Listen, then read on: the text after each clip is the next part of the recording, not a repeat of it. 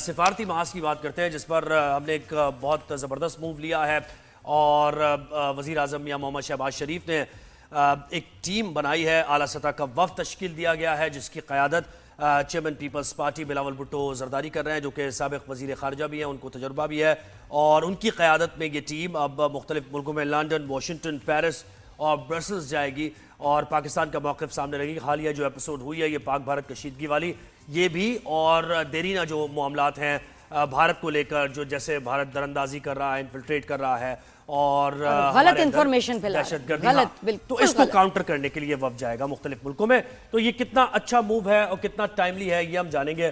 ہمارے ساتھ senior expert Hamid Khan المشرقی صاحب نے جوائن کیا ہے۔ حامد صاحب بہت شکریہ، آپ نے ہمیں وقت دیا۔ سر مجھے بتائیں کہ کتنا ضروری تھا، کیونکہ دیکھیں نا ہماری فوج نے تو اپنی جنگ لڑ لی ہے، سفارتی محاذ پر ہمیں مزید جا کر میٹنگز ہوگی، ملاقاتیں ہوں گی، لوگوں تک ہمارا نریٹو جائے گا، موقف جائے گا، ذرا بتائیے اس بارے میں۔ بہت اچھی بات ہے۔ بہت اہم اور بہت اچھا اقدام ہے گورنمنٹ آف پاکستان کا، پرائم منسٹر کا بڑا اچھا انیشیٹو ہے اور اس کے اندر جو سب سے بڑی بات ہے میں یہ کہوں گا کہ کافی بیلنس ڈیلیگیشن جو ہے وہ سلیکٹ کیا گیا ہے۔ اس میں خرم دستگیر ہو گئے، ہنا ربانی کھر ہوگی اور اس کے بعد مصدق ملک ہیں اور اس کے بعد سب سے اہم بات یہ کہ اس میں جو سربراہی ہے وہ خود بلاول بھٹو کر رہے ہیں۔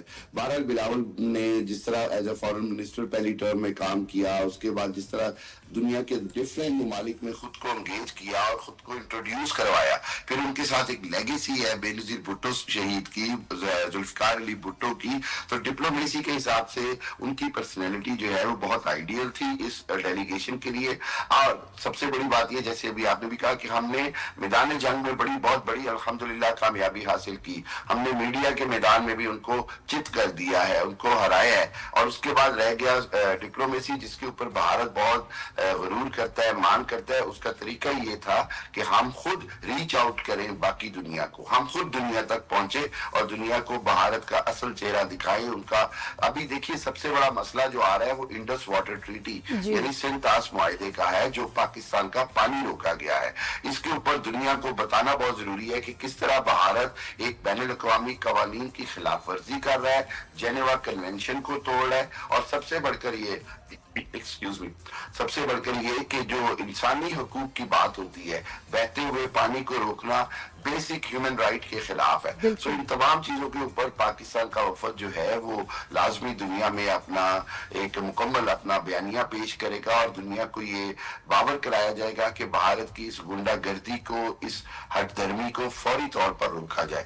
ابھی موجودہ صورتحال میں بھارت بہت بیک فٹ پہ نظر آ رہا ہے اور مودی سرکار جو ہے وہ اندرونی طور پر بھی بہت تنقید کا نشانہ ہے اور آپ نے دیکھا کہ کانگریس نے کل جو ہے وہ بہت بڑا احتجاج کیا کہ جنگ کیوں روکی گئی اور جنگ میں دھکیلا کیوں گیا، بلکہ وہاں پر پریزیڈنٹ ٹرمپ کا پتلا بھی جلایا گیا ہے۔ یعنی اس سے اندازہ ہوا کہ انڈیا جو ہے وہ کسی کا دوست نہیں ہے جب ان کے اپنے مفادات کی بات آتی ہے اور یہ ایک لیسن ہے ان قوموں کے لیے جو اس طرح کے انتہا پسندوں کو سپورٹ کرتے ہیں۔ امریکہ نے سب سے زیادہ بھارت کو پچھلے 10 سال میں پاکستان کے مقابلے میں فوقیت دے کر سپورٹ کیا اور آج ٹرمپ کے پتلے جلائے جا رہے ہیں۔ حامد صاحب یہ بتائیے گا کہ یہ جو جب یہ انٹرنیشنل میڈیا میں ڈیلیگیشن جائے گا تو کیا ان کے انٹرویوز بھی ہوں گے، کس سے یہ ملیں گے، کیا پلان ہوتا ہے، کہاں کہاں یہ اپنی آواز اٹھائیں گے؟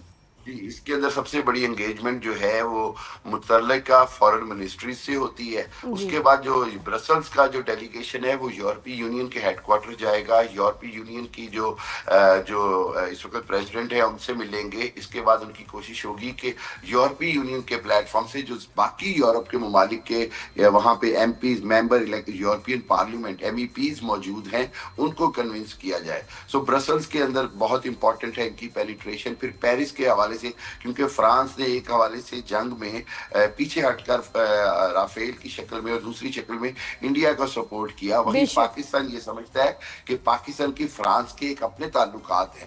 پاکستان نے بھی فرانس سے ماضی میں آپ دوزیں خریدی، پاکستان نے بھی فرانس سے اسلحہ خریدا۔ سو پاکستان یہ چاہے گا کہ فرانس اب آئندہ احتیاط سے کام لے اور دوسری بات یہ کہ جو ہمارا بنیادی کشمیر کا موقف ہے اس کے اوپر یورپی یونین انکلوڈنگ فرانس اور برطانیہ کی ہمیں حمایت بہت ضروری چاہیے. اور جبکہ واشنگٹن بالکل ہاں اس کی سگنیفیکنس ذرا بتائیے واشنگٹن میں کیا ملاقاتیں ہوں گی اور کتنی اہم ہوں گی وہ ملاقاتیں کیونکہ دیکھیں ڈونلڈ ٹرمپ تو ہمیشہ ان کا تھوڑا سا مائنڈ سمجھ آ رہا ہے کہ وہ کیا چاہ رہے ہیں. اور ٹرمپ اگر یہ دیکھیں گے کہ ان کے ملک میں کیسے ان کی بدتمیزی ان کے ساتھ کی جا رہی ہے ہی ول ریئیکٹ. بالکل I am sure of this. یہ بڑی غلط بات ہے. ہاں ڈیفینیٹلی نادیہ دیکھیے بات یہ ہے کہ ٹرمپ نے جو جنگ بندی کرائی اس نے بھارت کی فیس سیونگ کرائی. اس نے بھارت کو مزید ذلت اور شرمندگی سے بچایا اور اس کے جواب میں اگر اس کے پتلے جلائے جا رہے ہیں تو اس کا مطلب یہ ہوا کہ ٹرمپ کو اور اس کی انتظامیہ کو سمجھنا ہوگا, کھل کے بات کرنی ہوگی کہ یہ جنگ بندی بھارت کی شکست کو مزید ذلت سے بچنے کے لیے کی گئی. اور دوسری بات یہ کہ آپ نے دیکھا کہ ٹرمپ نے جو مشرق وسطیٰ کا دورہ کیا اس میں انہوں نے بار بار بھارت اور پاکستان کی جنگ بندی کو ایک کامیابی قرار دیا اور بتایا کہ لاکھوں جانیں جا سکتی تھی. اس ساری صورتحال میں انہوں نے جہاں بھارت کے میں کاروبار کو کرنا رسک قرار دیا اور بہت ساری باتیں کی اور بہت ہائی ٹیرف یہ لگاتے تھے یو ایس پہ. انہوں نے سنا کہ اپنا ٹیرف ہی ٹیکس ہی ختم کر دیا ہے کہ جی ہمارے سے ٹریڈ کرتے. اچھا ایک طرف دکھاتے ہیں کہ ہمیں کوئی فرق نہیں پڑتا, ٹرمپ جو مرضی کے, اور دوسری طرف ان کے گھٹنوں میں بیٹھے ہوئے ٹیکس. اگر آپ کو اتنے برے لگتے تھے, ان کا سیز فائر برا لگ رہا تھا, تو ٹیرف کیوں ختم کیا, ٹیکس کیوں ختم کیا؟ بالکل 100% عجیب بات ہے. یہی بات ہے, بالکل 100% ایسے ہی ہے. اور دیکھیے میں آپ کو ایک بات بتا دوں کہ یہ مانے یا نہ مانے امریکہ جو ہے وہ بہرحال بہت زیادہ انفلوئنس کرتا ہے انڈین گورنمنٹ میں, اور انڈیا کو بہت زیادہ ڈیپینڈنسی ہے امریکہ اسرائیل نیٹ ورک کے ساتھ. یہ ہمیں دیکھنا ہوگا کہ اصل میں امریکہ نے اس بار پہلی بار بھارت کو تھوڑا سا جھٹکا دیا ہے, اور پاکستان کا یہ جو وفد ہے یہ جا کے. اچھا سر ٹریڈ کی بات ہو رہی ہے, ٹیرف کی بات ہو رہی ہے, تو مجھے بتائیں مصدق ملک صاحب بھی اس میں ہیں, خرم دستگیر بھی ہے, تو بہت ہی یعنی سوچ سمجھ کے یہ ڈیلیگیشن تیار کیا گیا ہے کیونکہ دیکھیں اسی سے جڑے ہوئے تو ہماری فورن ڈائریکٹ انویسٹمنٹ بھی ہے اور انویسٹرز کو ہم موٹیویٹ بھی کر سکتے ہیں. تو اس پر تھوڑی سی بات کیجئے. بالکل دیکھیے زہیب, اس کے اندر سب سے اہم بات یہ ہے کہ جو ڈیلیگیشن ہے اس میں تمام سیزنڈ یا تو پولیٹیشین ہیں یا وہ لوگ ہیں جن کو ڈپلومیسی کا ایکسپیرینس ہے. یعنی اب یہ پیور جس کو آپ کہتے ہیں ایک پرپز بلٹ قسم کا ڈیلیگیشن ہے جس کے مقاصد یہ ہیں کہ پاکستان کے لیے تجارت پہ بات کی جائے, پاکستان کے لیے ریلیف کی بات کی جائے, پاکستان کے آئندہ آنے والے سالوں میں جو پاکستان کو معاشی طور پر سپورٹ مل سکتی ہے اس کی بات کی جائے.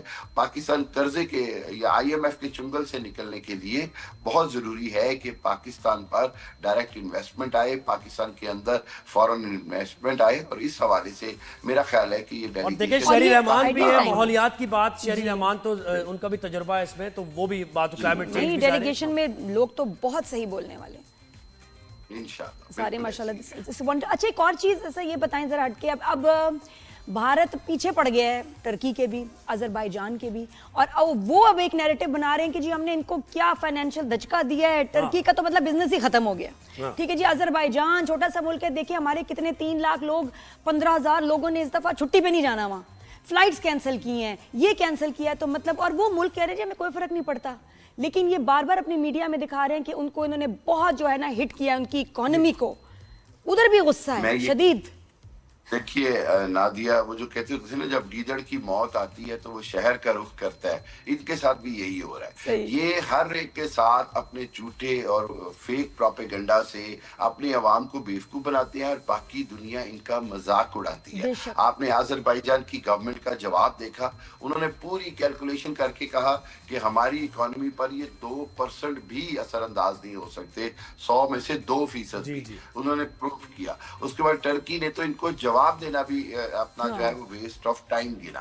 بات یہ ہے, آپ ان کو اندازہ ہی نہیں ہے کہ ٹرکی کی جو ٹورسٹ انڈسٹری ہے وہ ساری یورپ پہ ڈیپینڈ کرتی ہے. ہم لوگ سب جتنے بھی یورپ سے لوگ ہیں ان کے لیے آئیڈیل مسلم ڈیسٹینیشن میں Turkey is on the top of it, چاہے وہ انطالیہ جانا ہو, استنبول جانا ہو, کہیں بھی جانا ہو. اور یہ ہمارے دوست ہیں, ہم جائیں گے چھٹی پہ بھائی, ہم ویکیشن منائیں گے, وہاں زیادہ زیادہ جائیں گے. میں تو ڈیسائیڈ بھی کر لیا ہے, جہاں ہماری اتنی عزت ہے, جہاں اتنا پیار ہے, حلال کھانا ہے, سب سے بڑی بات ہے, کھانے کا ٹینشن نہیں ہوتا, تو ہم نے تو وہیں جانا ہے بھائی. ہم تو اگلے 5 سال نہیں جا رہے. عامر صاحب بہت شکریہ, آپ نے ہمیں وقت دیا.